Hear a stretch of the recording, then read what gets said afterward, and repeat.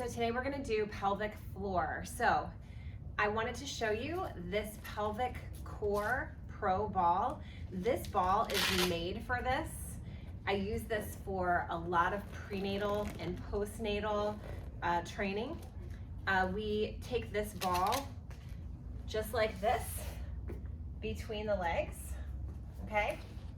And it has straps that wrap like this, and then straps that wrap like this to hold that ball in between the legs like so we can squeeze, we can push apart, and the ball doesn't go anywhere.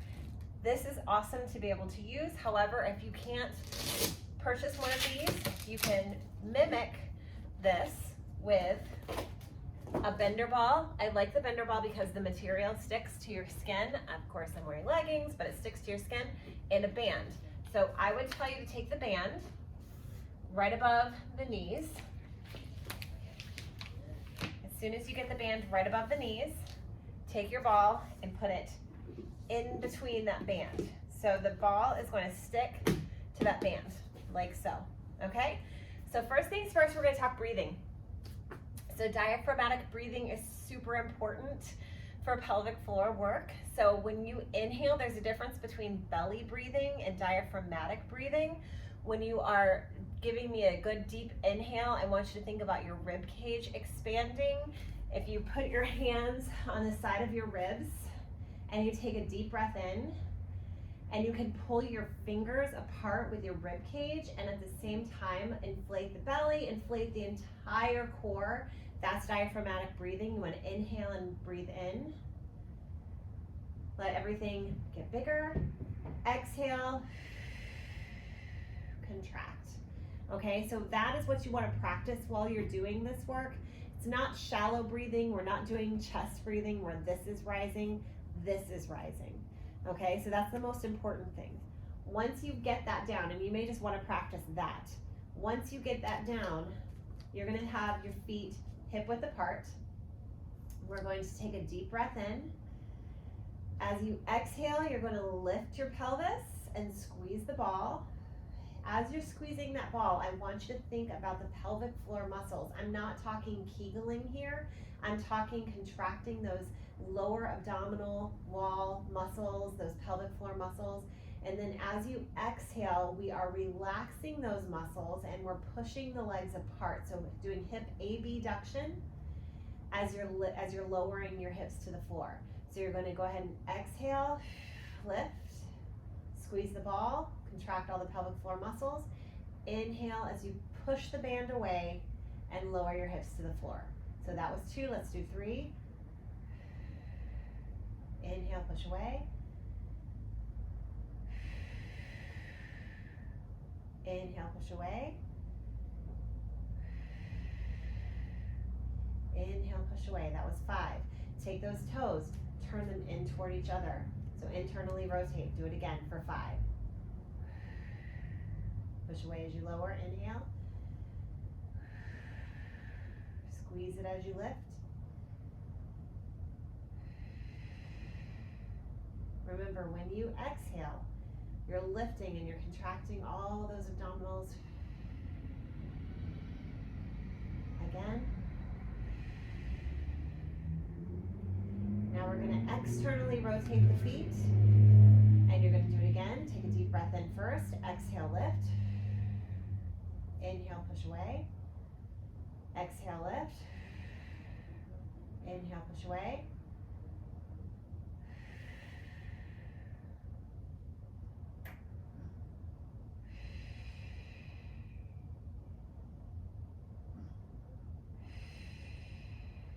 That's 5. Now straighten the feet out. Go ahead and stagger your stance. So your right foot goes slightly in front of your left. Feet are straight. Do it again. Exhale as you lift. Squeeze. Inhale as you lower, push the legs away. Really focus on that inhale. You're relaxing the pelvic floor muscles.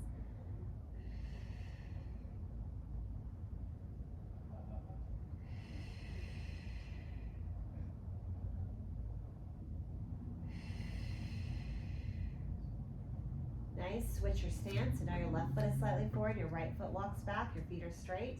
Deep breath in to prepare. Exhale, lift, squeeze.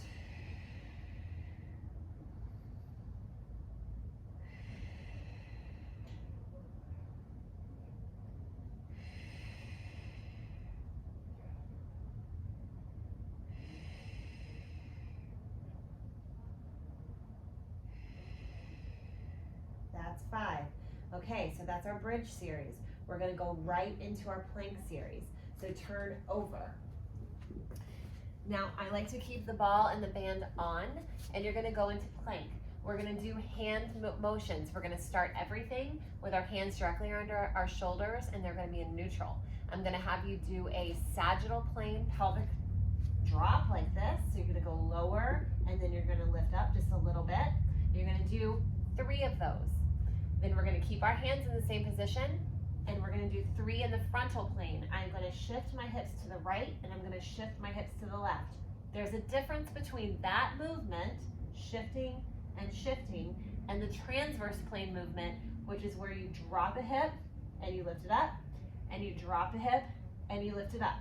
We are gonna do all 3 planes, but it's very important that you notice that the frontal plane is just shifting side to side, not letting that pelvis drop yet. Everyone does that in the beginning, that's why I have to say it. So we're gonna do 3 just like that, and then we're going to take our hands and turn them in and do 3. We're gonna turn them out and do 3, and then we're gonna take a break for a second, and we're gonna do our staggered and our staggered, okay? So get ready.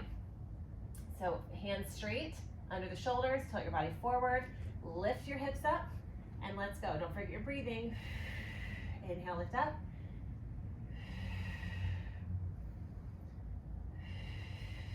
That was 3. Now go side to side, don't dip.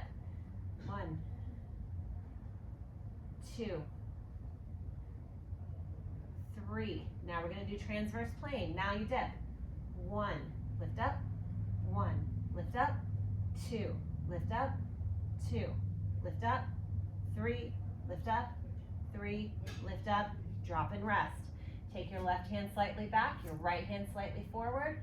I didn't even do internal, external rotation yet. We'll do that after. So we're gonna keep them straight, lift up. We're gonna drop.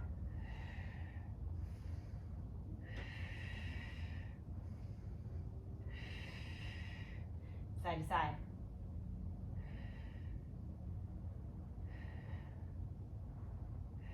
Drop it. Lift up, lift up, lift up, lift up, lift up, and rest. All right, stagger the other way. Here we go.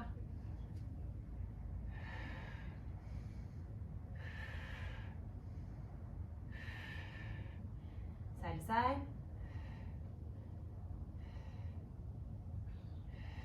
Drop the hips.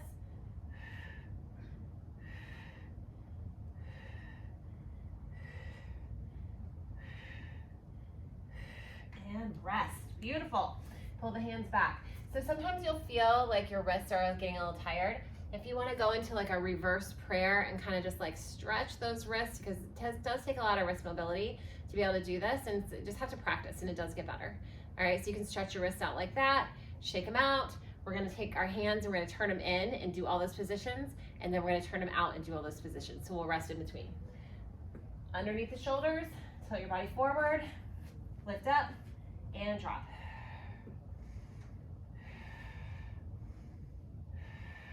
Side to side.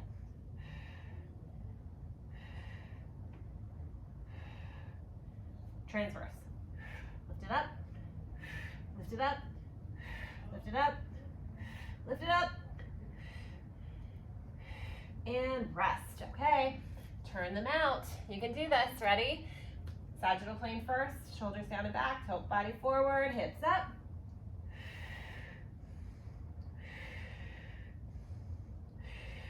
Side to side.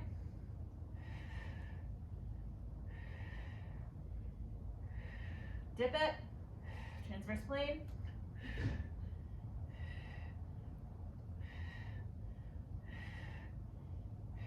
And rest. Very good. Stretch it out. you can take that off, and that should be what you practice every single day. Get those pelvic floors a little bit more strong, more functional. You can take in those staggered positions. Once you get going, if you want to, rotate the hands in, rotate the hands out, just like we did when we were just in neutral. You can do that in staggered position. And I can explain to you the reasons that we do that. If you want to look at the pelvic floor model, hit me up.